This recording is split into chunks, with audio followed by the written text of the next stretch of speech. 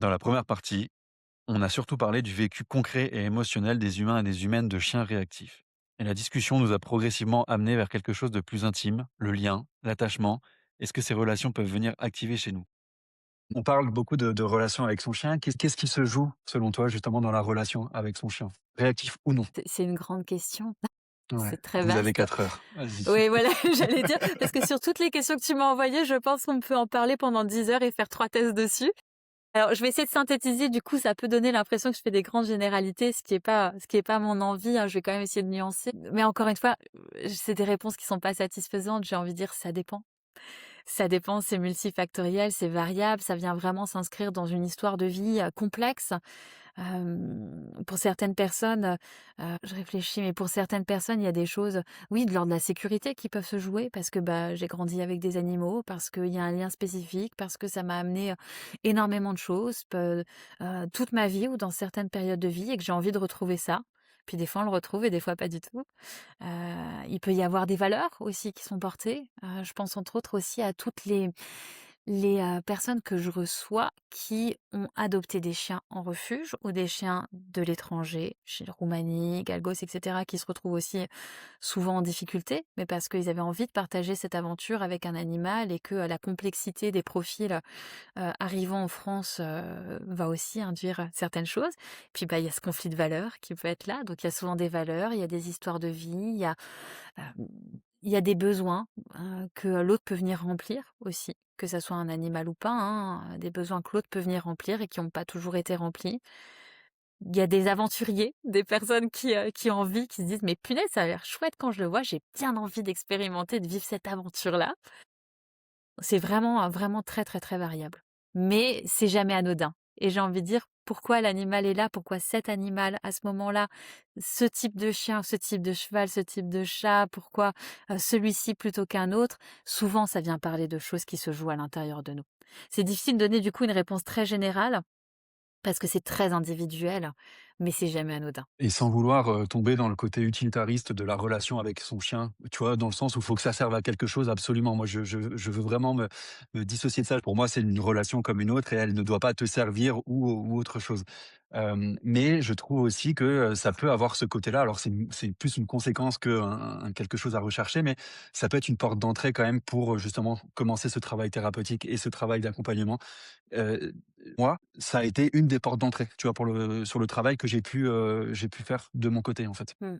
Tout à fait et je trouve que c'est une porte d'entrée incroyable parce qu'en fait, elle vient dire tellement de choses. Elle vient raconter tellement de choses de ce qui se passe à l'intérieur de nous, de ce qui se passe dans cette relation, de ce qui se passe pour nous avec les autres, avec le monde, de ce qui se passe pour nous, je pense aussi entre autres, du côté professionnel. Bah, quand j'ai un chien sensible, si à un moment donné, je suis prête ou prêt à m'engager dans les démarches, je vais peut-être aller consulter des professionnels et dans la relation professionnelle, il se passe aussi plein de choses qui peuvent être, facilitantes ou au contraire extrêmement douloureuses voire violentes et qui viennent aussi raconter quelque chose de nous, de l'autre, de la relation, mais de nous aussi, dans ce que j'accepte, dans ce que j'accepte pas, dans la façon dont je vis les choses, et je pense que tout ça, c'est un matériel qui est hyper précieux, hyper riche et qui est effectivement une très belle porte d'entrée pour pouvoir, si on en a envie, parce qu'on n'en a pas toujours envie, pouvoir venir travailler, sur, heu, sur ce qui est important pour nous. En première partie, tu as dit une phrase qui m'a beaucoup parlé.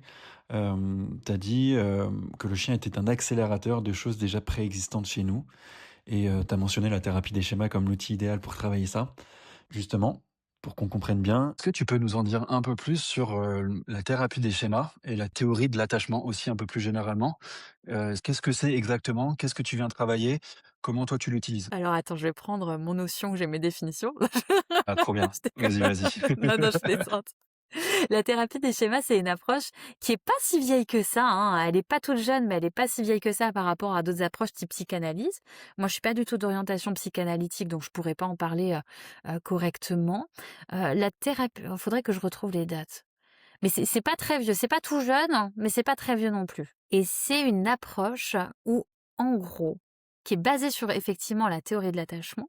Donc la théorie de l'attachement, ça vient parler du lien d'un nouveau-né quelle que soit l'espèce, j'ai envie de dire, avec ses caretakers. Souvent, c'est les parents, mais ça peut aussi être d'autres personnes en fonction du contexte de vie, de la personne et qui vient, mettre un petit peu le doigt et l'accent sur les besoins fondamentaux pour favoriser un développement sécure chez l'enfant.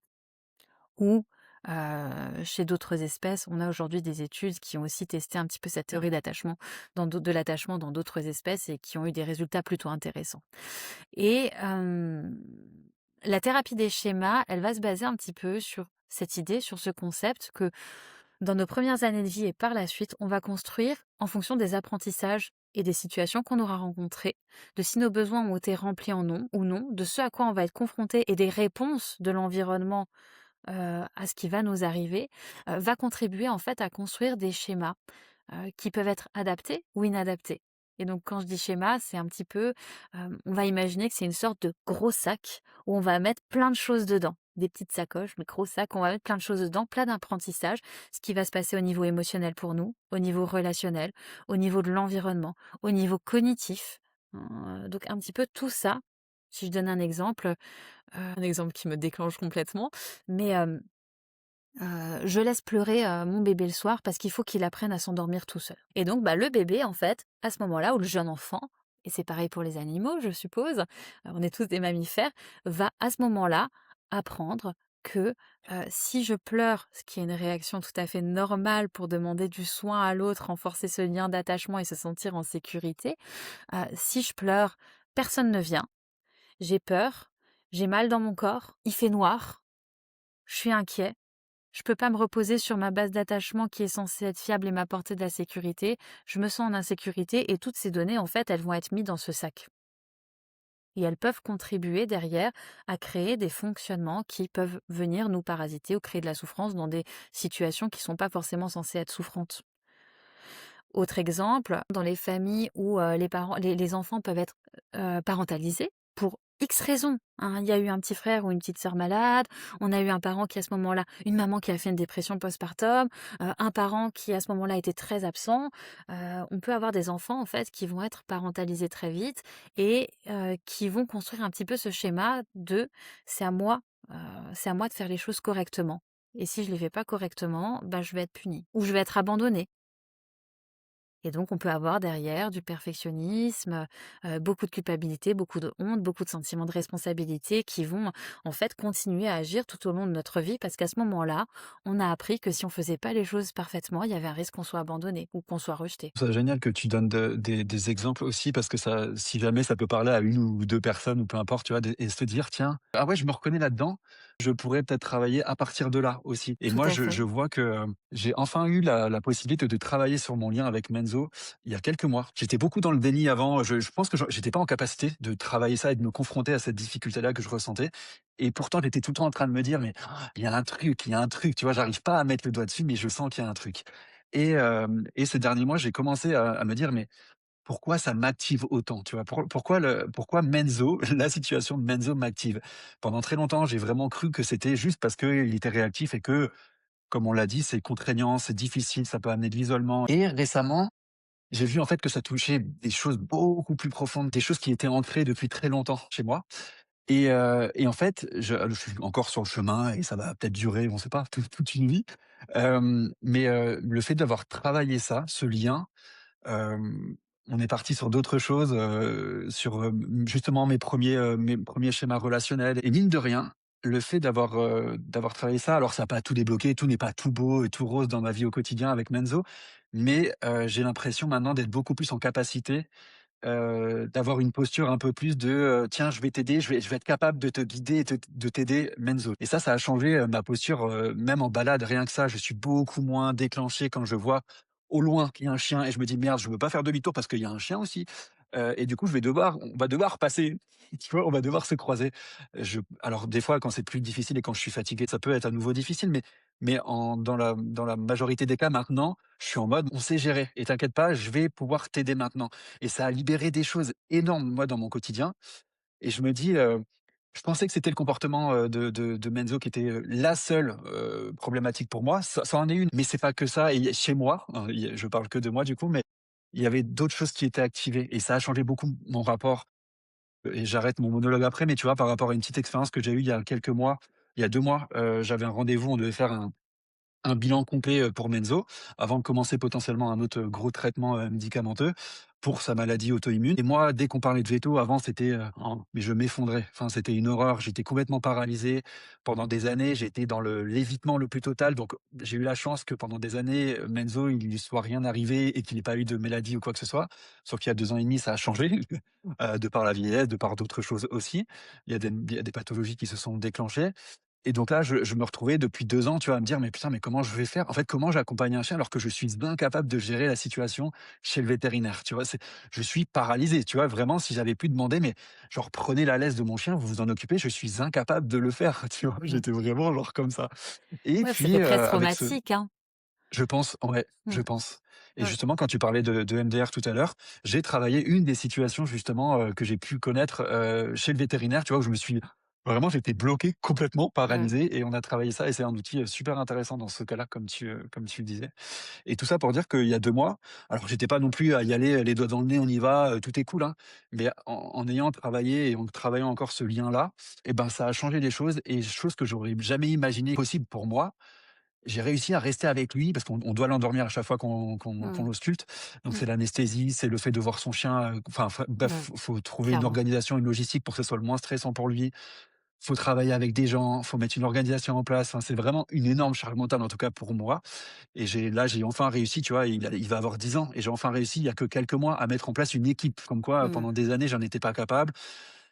J'étais pas confiant, quand je rencontrais des professionnels et là, et ben, j'ai été même capable de rester avec lui pendant toute la consultation quand il était endormi, quand il y a les vétos qui Mmh. se sont enchaînés parce qu'on devait tout faire, tu sais, d'un coup, tu vois, pour profiter de l'anesthésie et j'ai été capable de rester avec lui alors qu'il était endormi et tout, chose que j'aurais jamais pensé envisageable. Et je me dis, c'est Bref, aussi une voilà, tout ça. sacrée preuve, en tout cas, ce que tu évoques, un sacré indice et indicateur de tout l'incroyable travail que tu as réalisé sur toi pour remettre du mouvement là-dedans et pouvoir coller à tes valeurs et à ce qui est important pour toi, c'est-à-dire pouvoir être plus serein et pouvoir aussi accompagner Menzo dans des moments qui sont pas forcément évidents. Comme tu dis, il y avait une grosse culpabilité aussi de se dire: «Mais en fait, je suis même pas capable de l'accompagner». En fait, moi, son référent humain, j'arrive même pas à l'accompagner, parce que j'arrive pas à Mmh. m'accompagner tout le temps, tu vois, non Mmh. plus, donc c'est difficile et donc comme tu dis, il y avait une grosse culpabilité Tout par à rapport à fait. ça aussi, Et quoi. je trouve que c'est terrible et qu'on n'en parle pas assez, on laisse pas assez justement d'espace par rapport à ça, parce que comme tu le dis, le problème c'est pas Menzo, c'est pas le vétérinaire, c'est pas toi, c'est à un moment donné la conjonction de toutes ces situations et tous ces facteurs qui va venir activer quelque chose chez toi, probablement en lien avec des choses que tu as pu travailler ou de ton histoire, de ton passé, et qui à ce moment-là sont juste impossibles à maîtriser.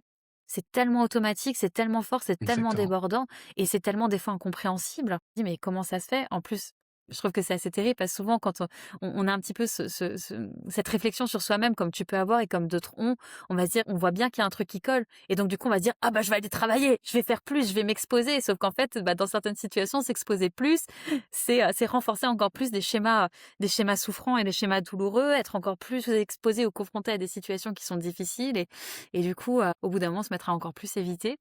En tout cas, quand il y a un petit peu ce schéma d'hyper-responsabilité, on va dire ça comme ça et c'est terrible. Et beh, tu vois ce truc-là de s'exposer, beaucoup et peut-être trop vite, là, quand tu l'as dit, j'ai pensé à ça, aux expériences que j'avais pu avoir avec, tu sais, je me suis formé en soins coopératifs, en medical training et je pensais que alors ça m'a fait énormément de bien dans le sens où je pense que ça renforce moi ça en tout cas, moi Mmh. ça a renforcé notre lien. En tout cas, moi je l'ai perçu comme ça a renforcé notre lien avec Menzo. Je me suis senti plus confiant aussi. Et puis, en termes de valeurs aussi, tu vois, le fait de donner plus de choix, aux chiens, moi, c'est quelque chose qui me tient à cœur aussi, le consentement. Mais en fait, dans ce protocole-là de formation et de soins, coopératifs et même medical training, il y Mmh. a les happy visits. Donc tu dois aller, chez le vétérinaire et en fait, moi, tu vois, j'ai commencé à Eh faire oui, ça, mais eh c'était en oui. fait trop dur pour moi, à ce moment-là et c'était trop d'un coup. En fait, ça m'a je m'y mettais pendant j'y allais 2 fois et puis en fait, je pouvais plus du tout y retourner pendant des mois et C'est des ça, mois, c'est tu vois? les expositions forcées. Les expositions forcées qui, du coup, vont avoir des conséquences délétères, mais qui souvent sont sous-tendues aussi par ces fameux schémas précoces, qui peuvent venir dire: «Beh si, il faut, c'est toi qui es responsable» ou un petit peu ces croyances J'en donne un, juste le schéma d'imperfection honte ou la phrase un peu typique, c'est: «Je suis pas assez, je suis pas à la hauteur, je suis fondamentalement inadéquat, j'ai des défauts, c'est honteux», qui du coup vont entraîner des comportements. Ça peut soit être de l'évitement, soit être, par exemple, ces expositions forcées et qui vont nous mettre en difficulté. C'est 2 parts d'un même système. Et tu parlais tout à l'heure de ton accouchement, de fait le fait d'avoir un bébé aussi. Tu avais l'air de dire, en tout cas moi c'est ce que j'avais compris, je crois que j'avais vu une story ou un partage ou un post de toi qui était, dans de l'ordre de ce que j'ai compris que tu étais contente d'avoir eu des chiens avant, tu C'est vois? clair. Et que ça t'avait apporté énormément de Ouais, connaissances, et d'outils pour gérer maintenant soit ta relation, soit les situations ouais. avec ton bébé. Tu pas obligé du tout de parler de ton histoire personnelle, mais plus, généraliser tout ça en disant: «Mais qu'est-ce qu'il peut y avoir de commun? Qu'est-ce que ça peut venir aussi, toucher aussi quand on a un bébé et en quoi ça peut être, comparé? Clairement Nous aujourd'hui, en dire c'est quelques mots. facile, mais parce qu'elle est pas encore réactive. J'attends le moment où elle va commencer à mordre les autres enfants à la crèche. Mais tu Je seras saurai comment préparé, gérer. tu seras préparé. Gestion environnementale, c'est Exactement. bon. Je pense qu'encore une fois, donc je peux parler, je pense, de mon expérience sans faire de généralité parce que chaque vécu va être différent. Il y a des personnes pour qui, la parentalité, ça va être vécu très difficilement.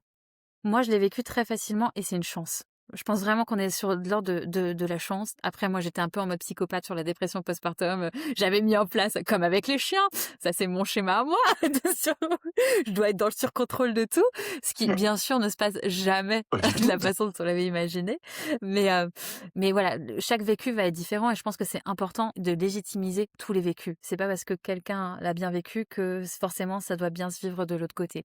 En tout cas, pour moi, l'expérience avec les chiens, elle a été tellement intense à tous les niveaux. Donc au niveau de ce que ça fait bouger chez moi, au niveau de ce que j'ai dû travailler, des représentations que j'ai dû déconstruire, hein, sur les besoins de l'autre, la façon de se comporter de l'autre, de tous mes schémas de contrôle, de mon anxiété sociale, parce que j'ai une anxiété sociale qui est bien masquée, mais qui va particulièrement s'enflammer dans les interactions avec les interactions difficiles avec les personnes à l'extérieur. Par exemple, un truc bête, mais quand Dacote était jeune, qu'il y avait pas encore de réactivité, le rappel, c'était pas toujours ça et si à un moment donné, elle allait sur quelqu'un et que la personne me dit: «Non, me rappelez votre chien», moi, genre pendant 3 mois, je ruminais dessus, ça me mettait dans un état catastrophique et donc du coup, bah, je renforçais mes mécanismes de contrôle. Donc plein de petites choses de cet ordre-là qui font que ça m'a obligée à travailler sur moi. Encore, je suis pas encore arrivée au bout du tunnel, mais ça avance. Donc ça m'a obligée à travailler sur moi, ça m'a obligée à travailler sur ma représentation du soin, ma représentation de l'autre. Hein, souvent on peut se dire: «Ouais, mais ils dépendent complètement de nous», et du coup, c'est à nous de faire en sorte que tout se passe bien pour eux. Mais ça veut dire aussi annuler le fait que l'autre est un être vivant à part entière et que c'est pas juste un problème à résoudre. Qu'il a sa sensibilité, sa spécificité. Ça, c'est des choses que moi j'entends beaucoup en consultation aussi de oui, mais comme il dépend de moi, il a rien choisi, donc c'est à moi de tout faire pour qu'il soit bien, avec toute la pression et l'anxiété, la culpabilité que ça peut amener. Sauf qu'en fait, le chien, c'est un être vivant à part entière, l'enfant, c'est un être vivant à part entière, et il y aura toujours une part qu'on contrôlera pas, et c'est OK.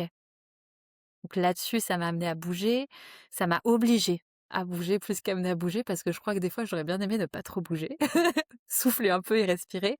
Au niveau Ouais. des autres, de l'entourage, de la société, des professionnels, là où effectivement, moi, je pouvais avoir un petit peu le même type de schéma que toi, de l'ordre de: «C'est l'autorité, même si je suis pas d'accord, je dis rien parce que je suis en train de flipper à l'intérieur et qu'il faut surtout pas que je me mette, que je me mette dans une situation où j'ai l'impression que l'autre va pouvoir me mettre en danger». Bah, là, ça m'a obligée à m'affirmer avec les professionnels, à prendre confiance en moi, à me dire: «Mais ça là, ça, ce qui est en train de se passer, je sais que c'est pas OK, je sais que c'est pas normal et du coup, je vais le dire et je vais tenir mes je vais tenir sur mes appuis bien solidement et je vais pas lâcher. Si tu veux pas m'écouter, j'irai voir ailleurs». Ça avant, mais jamais j'aurais réussi à le faire. Je me serais écrasée et j'aurais pleuré pendant 6 mois, enfin en me disant: «Mais je suis nulle, je suis pas assez», donc là, ça m'a aidée à bouger. Au niveau du couple, ça a été aussi, intense. Ça nous a obligés, bah, toute notre vie a changé avec des chiens qui ont des spécificités. La vie qu'on a aujourd'hui, c'est pas du tout la même vie qu'on avait il y a 10 ans et je pense que jamais, il y a 10 ans, on se serait dit qu'aujourd'hui on vivrait comme ça, avec les avantages et les inconvénients, hein. Mais du coup, ça a obligé à évoluer ensemble, à communiquer, à discuter sur nos représentations, sur notre organisation quotidienne, sur la répartition des tâches, sur qui fait quoi, à réfléchir à comment on fait équipe, en fait, là-dedans. Et ça a bien facilité les choses pour l'arrivée du bébé. D'autres au niveau effectivement de l'entourage, moi je me suis sentie moins soumise aux injonctions avec le bébé qu'il y a aujourd'hui. Là où avant on disait: «Oui, mais ton chien, il faut que tu l'éduques comme ça, il faut que tu fasses ça» et où moi je me disais: «Ah, peut-être, c'est peut-être moi qui fais mal, je devrais peut-être écouter les autres». Aujourd'hui avec le bébé, c'est la même chose, il y a les mêmes remarques et je me dis: «Non, comment il va le bébé? Bien?» C'est bon, ouais. Quelque chose qui m'a peut-être amené aujourd'hui plus de simplicité pour traverser la parentalité qui est compliquée, qui est quand même très intense, qui amène beaucoup de tensions de tous les côtés, le manque de sommeil, les injonctions, les professionnels, même au niveau du parcours de soins. Enfin, moi, j'ai pas trop, j'ai pas aimé être enceinte. C'est pas trop mon truc. Il y a des personnes qui adorent, moi, j'ai pas trop aimé. Et il se passait pas mal de choses pour moi dans le cadre de ma grossesse. Bah, j'ai pu l'affirmer aussi. Dire là, je sens qu'il y a un truc. Et je sais que j'ai jamais été enceinte avant, mais là, c'est pas normal et de pouvoir l'affirmer face aux professionnels. Et là, tu l'as Exactement. écouté. Là où avant on m'aurait dit: «Ah bon, un peu de stress là, vous êtes un peu stressé par rapport à vos chats» et j'aurais dit: «Ah oui, peut-être, c'est vrai» et je me serais remise en question pendant 3 semaines et je serais passée à côté de quelque chose.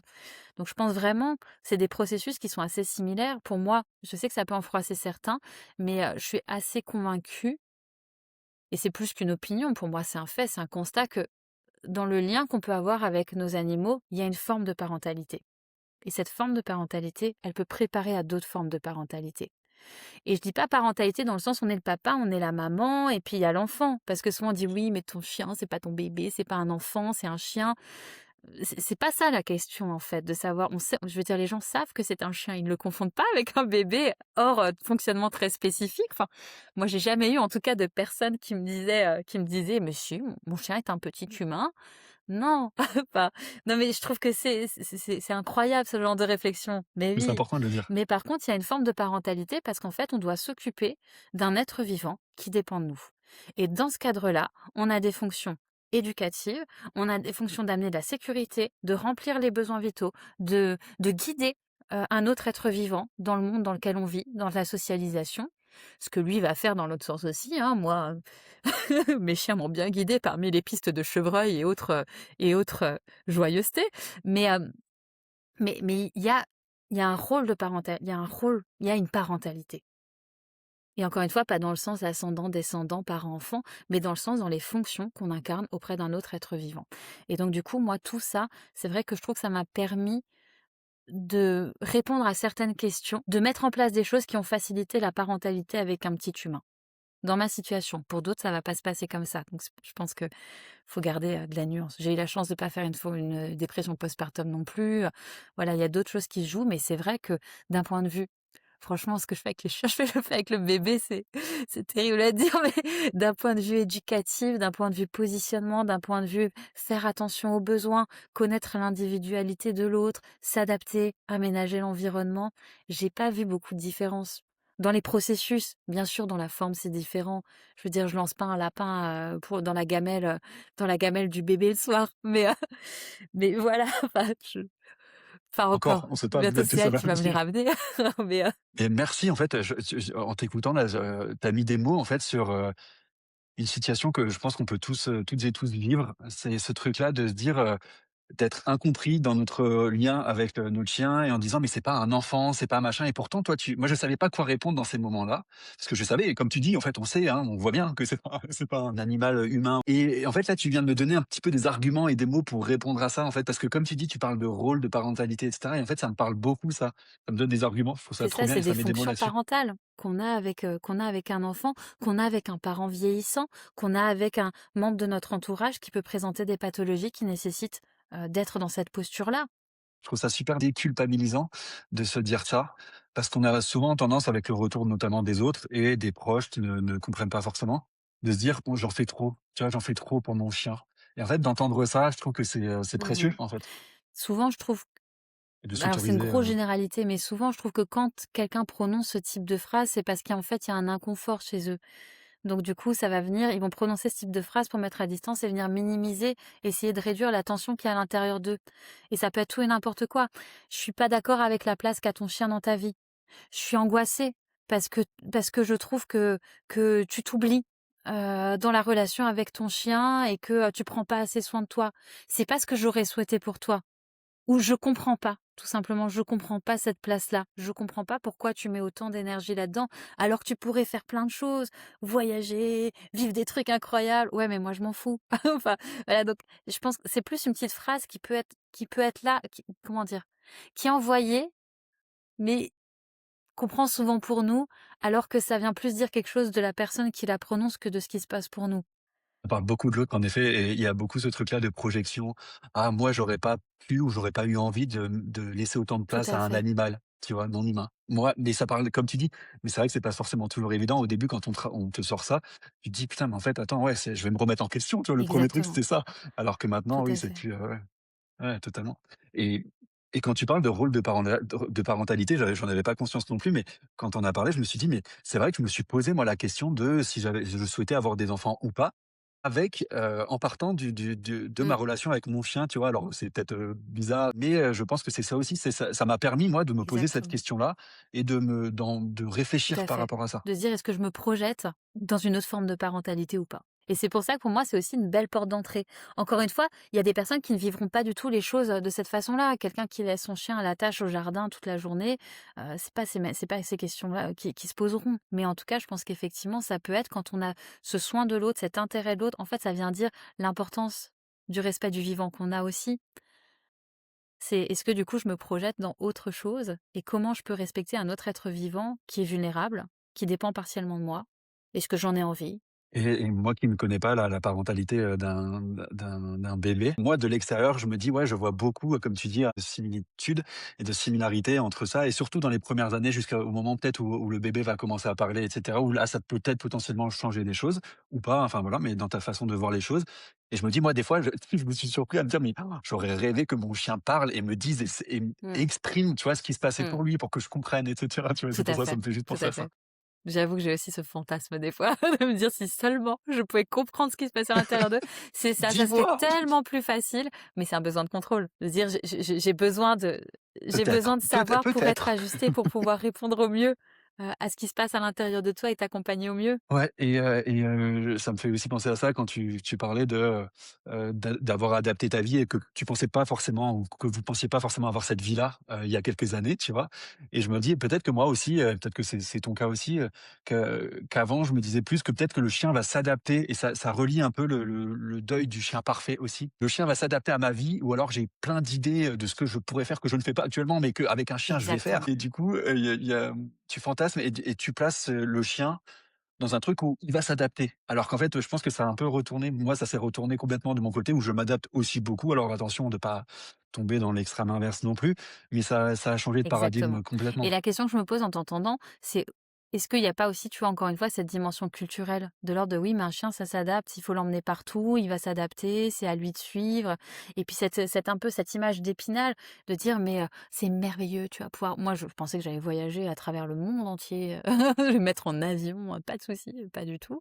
Mais est-ce qu'à un moment donné, il n'y a pas aussi cette image d'Épinal de dire: «Ouais, mais si le chien, en plus, tu le socialises bien et tu l'emmènes partout, après, il suivra au bout du monde, c'est le meilleur ami de l'homme». Enfin, tu vois, quelque chose aussi où, en fait, ils sont dépendants de cette image qu'on leur a collée et qui est pas toujours peut-être raccord avec la réalité.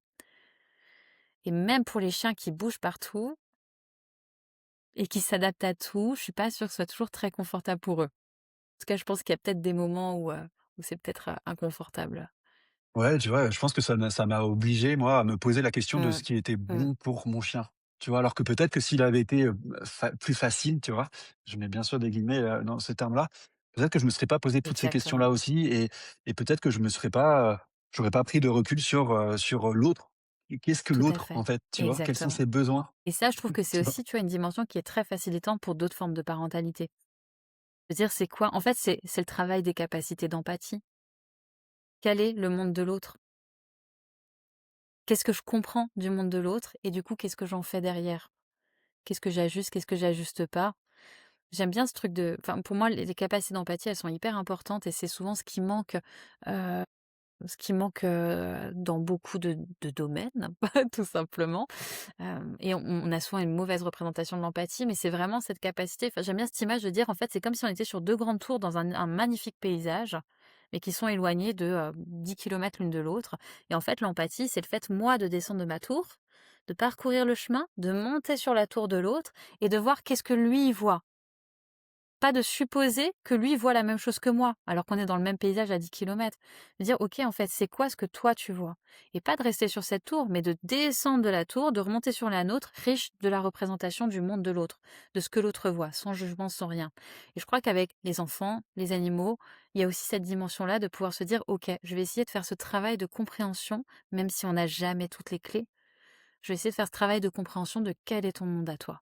Et en tant que professionnel, du coup, c'est aussi notre travail d'essayer de comprendre quel est le monde de l'autre. Et merci de redonner une petite définition de l'empathie parce que comme tu dis, je pense que c'est un terme très dévoyé et très utilisé de n'importe quelle façon. On met de l'empathie un peu partout, alors qu'à la base, je pense que enfin moi je me retrouve beaucoup dans ce que dans ce que tu dis et je trouve ça bien et la difficulté peut-être dans l'empathie, c'est aussi cette, confusion qu'on peut avoir en se disant: «Mais attends, si je fais preuve d'empathie, je vais forcément être une éponge et je vais forcément ressentir les choses», alors qu'il y a des nuances là-dedans, il y a des séparations entre l'empathie et Exactement. autre Et chose. a et puis il y a différents types d'empathie. Il y a l'empathie cognitive, qu'est-ce que l'autre voit, se représente, comment est-ce qu'il pense, quelle est sa carte du monde à ce niveau-là. Il y a tout ce qui est l'empathie plus chaude, émotionnelle, hein, qu'est-ce que l'autre ressent. Il y a différents niveaux d'empathie. Mais l'empathie, ça veut pas dire la sympathie.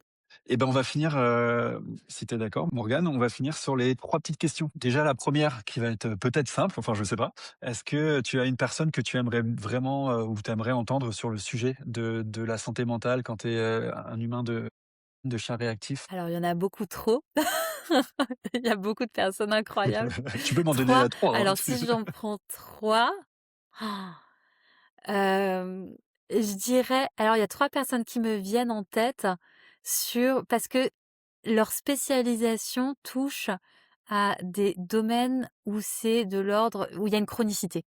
C'est pas un truc en one shot, c'est ça s'inscrit dans le temps. Donc il y a Anaïs Allard sur tout ce qui touche à la douleur chez le chien, qui est aussi confronté du coup à la santé mentale des personnes qui vivent avec des chiens qui ont des pathologies et qui souffrent, ou du coup c'est des choses qui se font dans la durée et ça clair c'est très impactant psychologiquement pour les accompagnants. Il y a Anaïs Detout sur l'anxiété de séparation, qui est aussi un long travail, qui s'inscrit dans la durée et qui du coup a un impact aussi non négligeable sur les personnes. Je pense entre autres à des personnes qui peuvent se retrouver complètement isolées, à plus pouvoir sortir, parce qu'il y a une anxiété massive et voilà, et en plus si on rajoute un peu de réactivité dessus et un peu de douleur, on est bien. Et la troisième personne, c'est Aurélie Maillard de Possum Comportement, qui du coup s'est spécialisée dans la sensibilité au bruit chez, les chiens et qui est formée aussi à l'EM, et je crois qu'Anaïs Allard aussi d'ailleurs, est formée à l'EM. Hem Et dans la sensibilité au bruit, elle s'est rendue compte qu'il y avait souvent aussi des pathologies, des douleurs, et c'est aussi un travail au long cours avec des animaux qui sont très en détresse et des personnes qui doivent aussi adapter leur quotidien de façon importante pour pouvoir, accompagner au mieux leurs animaux. Voilà, donc c'est un peu les 3 personnes que je verrais, en tout cas dans ce milieu-là, qui me semblent intéressantes. Une autre petite question pour toi, Morgane. Si tu avais une baguette magique, comme ça, si tu avais aucune contrainte d'argent, de temps, de logistique, de quoi que ce soit, est-ce que, tu as en tête, est-ce que tu as déjà pensé à un projet qui pourrait être destiné justement aux humains, humaines de chiens réactifs? Alors je pense qu'aujourd'hui, ce qui me tiendrait à cœur, ça serait de recréer une équipe pluridisciplinaire. On en revient avec ce dont on parlait sur, mon amour pour le travail d'équipe et l'institution, mais, de recréer des équipes pluridisciplinaires qui peuvent vraiment accompagner de façon globale les personnes qui rencontrent ces difficultés-là. Avec des professionnels en fait des 2, du monde animalier, mais aussi du monde de la santé humaine, que ça soit médical, psychologique, éducatif ou autre. Je pense en tout cas aujourd'hui pour moi, c'est quelque chose qui est vraiment essentiel, qui me manque beaucoup, ce travail d'équipe autour d'une même situation et qui permet à la personne, en fait, de bénéficier de regards croisés sur sa situation pour avoir vraiment un accompagnement complet. Voilà, et Est-ce que tu as ça me semble déjà, essentiel. tu déjà imaginé, tu es allé plus loin dans l'organisation de tout ça? Comment tu aimerais, voir ça? Non, alors j'ai eu l'occasion de travailler avec, des équipes un peu inédites, sur des situations spécifiques parce que les professionnels qui entouraient ces situations étaient tous OK pour communiquer avec des personnes de différents milieux. J'ai trouvé ça incroyable, vraiment incroyable. Je pense que aujourd'hui, si on voulait le mettre en place, il faudrait effectivement créer une structure et une organisation spécifique avec des personnes qui s'engagent dedans, pas, des personnes, qui gravitent à droite à gauche. Vraiment avoir un projet associatif peut-être ou autre, hein, mais qui permet de réunir des gens, qui permettent aux personnes de solliciter les, l'organisme et de pouvoir avoir vraiment un parcours complet, avec, les différents professionnels, que ce soit vétérinaire, comportementaliste, ostéo, médecin, heu, alors pour psychiatre, Mmh. psychologue, l'éducation thérapeutique du patient, enfin on peut tout imaginer, mais je trouve que la synergie des différents corps de métier pour accompagner au mieux des situations, elle est essentielle et aujourd'hui, elle est pas toujours évidente à mettre en place. Puis il y a pas toujours beaucoup de ponts entre les 2 milieux, mais tu vois, par exemple, pourquoi est-ce que je parle de médecin? Parce que, j'ai des personnes qui sont dans un état de stress permanent, en fait, qui dorment mal, qui ont des prises de poids incompréhensibles, qui ont des douleurs, ce genre de choses. Ben, en fait, avoir le côté médical, c'est aussi important pour l'animal parce que si la personne se sent bien parce qu'elle est prise en charge médicalement, ben, voilà, par exemple, typiquement, hypothyroïdie non diagnostiquée. Bah ouais, mais en fait, si on stabilise l'hypothyroïdie, la personne va aller mieux, donc ça ira aussi mieux pour l'animal. Tu as vraiment un accompagnement global des 2 pour aller vers quelque chose de vivable et d'agréable pour tout le monde. Eh ben, écoute, je nous souhaite que ça, Mmh, prenne le jour un jour parce que ça c'est une super idée. Enfin, moi, je trouve ça génial. j'adorerais. Et puis, il y a Ouais. centre de formation aussi, du coup, ouais. Il y a tellement de choses à faire. Tant mieux. Ouais, tu as des idées, c'est pas des idées. Trop bien. Dernière petite question pour toi. Est-ce que tu aurais quelque chose que tu aimerais dire à la Morgane d'avant? Alors la Morgane d'avant, c'est très, c'est très général. Tu le prends comme tu veux. Ça peut être la Morgane un peu plus jeune ou la Morgane qui a quand elle a accueilli, Azaï et Dakota. Qu'est-ce que tu aimerais lui dire maintenant? Ne prends pas de chien. En fait, je sais pas si c'est une Arrête, bonne va idée pour moi de voyage, vis librement, bordel. Qu'est-ce que tu t'emmerdes? et tu sais, Ou alors j'ai posé la question à Alice aussi là, lors du premier épisode et en fait, c'était un truc aussi pas forcément, très positif dans le sens avec les chiens que tu as maintenant et je me demande si c'est une bonne question à poser à la fin, en fait, parce que moi, je pourrais non mais répondre ça aussi, tu vois? c'est pas fini! C'est clair. Non, si je reste sur quelque chose de positif, c'était pour la petite note d'humour, Ouais. heu, mais heu, mais si je reste sur en plus j'ai Azaï là qui me regarde avec ses yeux en mode: «Oh mais moi je t'aime». Dis pas ça à maman, s'il te plaît. C'est ça. Si je reste sur quelque chose de positif, je pense que, je dirais, ça va pas être facile, mais tu vas te découvrir et ça c'est chouette. Eh ben, trop bien, je te propose qu'on termine là-dessus. Mmh, C'est un super mot de fin pour moi, je trouve. mmh. Merci beaucoup Morgane, pour Mais ton temps. merci à toi, surtout François, de m'avoir accueilli. Merci pour, ces 3 heures d'échange. Pour ta compréhension, pour, ton intérêt, ta curiosité, pour la douceur avec laquelle tu mènes aussi les entretiens. Je trouve que c'est, très inspirant et merci de pour cette idée de podcast. Vraiment, je crois que c'est quelque chose qui est ultra important, la santé mentale, quand on cohabite avec des espèces différentes et je crois pas que j'en ai, entendu beaucoup. En tout cas, pas avec l'orientation que tu lui donnes et ça me semble être, peut-être une pièce manquante aussi, à ce beau terrain de jeu, qui s'offre à nous. Eh ben, merci, ça me touche et ça me touche d'autant plus venant de toi. Voilà, pour qu'il y ait beaucoup de considération, beaucoup de respect pour tout ce que tu Aussi. fais. Merci beaucoup. Si cet épisode vous a parlé, si vous vous êtes reconnu dans cette solitude, cette charge, cette impression de traverser ça sans trouver un endroit fait pour ça, je travaille sur quelque chose pour vous. Un espace pensé pour les humains et les humaines de chiens réactifs. Des outils de régulation émotionnelle, des ressources fiables rassemblées au même endroit et une communauté sans jugement où il est possible de ne plus rester seul avec tout ça. Une première version est en cours. Le lien est en description si vous voulez suivre le projet.